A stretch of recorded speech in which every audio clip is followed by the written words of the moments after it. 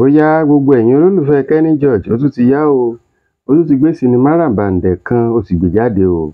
Sinimá tá a mọ̀ sí Psalm 35, ìyẹn orin Dáfídì 30 òun ni sinimá yìí tí ó gbé jáde lọ́sẹ̀ yìí.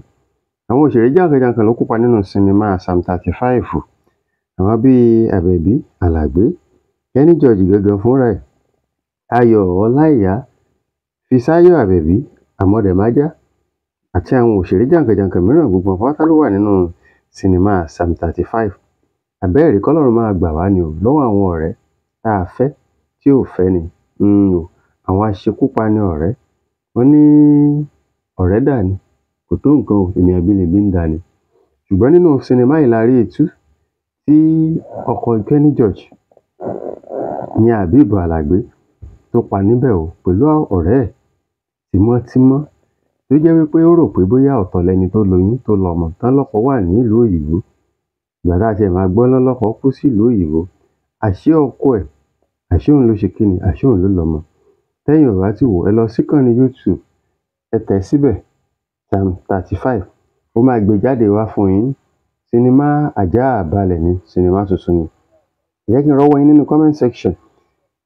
Báwo lẹ̀yin tiẹ̀ ṣe rí àwọn sinimá tí Kenny George ń gbé jáde, báwo lẹ̀yin ṣe rí ṣé?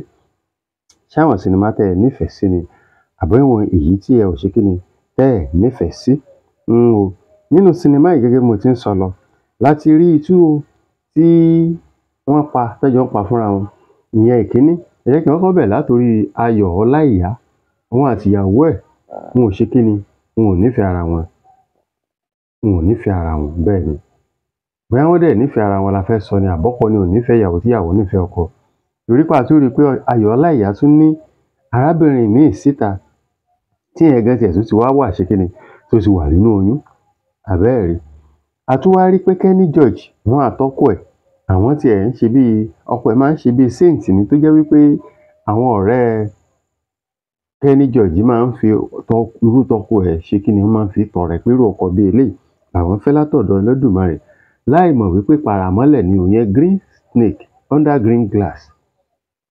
Àṣírí tú o nígbà tó ń lọ sílùú Àbújá tó lọ ṣe kíni tó lọ ṣe kòńgẹ́ ìjàmbá ọkọ̀. Làṣírí tú.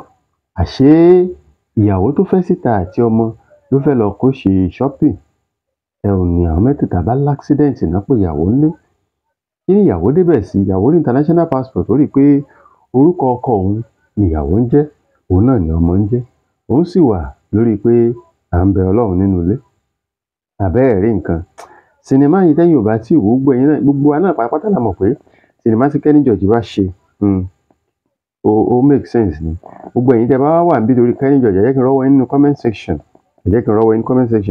Ká jọ fọ̀rọ̀ jómi tó rọrọ̀. Sinimá yìí kí lẹ́yìn tí ẹ rò pé ó máa ṣẹlẹ̀ ní apá kejì, torí ó ti wá di pé ó ti dé láti ibi accident o, ó ti dé láti hospital. Wọ́n ti convey ẹ̀ sórí wheelchair. Kò wá lè rìn mọ́, ìyẹn ọkọ tó ṣe kíni tó da Kenny George. Ó wá fẹ́ bẹ̀rẹ̀ sí ní sọ story gbogbo bó ṣe jẹ́. Ìyẹn la fẹ́ wò nínú apá kejì. Torí èmi ò tiẹ̀ tí ì mọ ṣàkun ní tó lè fà gangan tí ó fi gbèrú gbèsè tàbí irú àṣìṣe tá a lè sọ pé àṣìṣe ni ṣá tó ṣe gbé. Ẹ wò ẹ káàbọ̀ lẹ́ẹ̀kan sí, ẹ bá mi tẹ subscription button, ìjà jùmọ̀ gbádùn ara wa. Ìṣókù.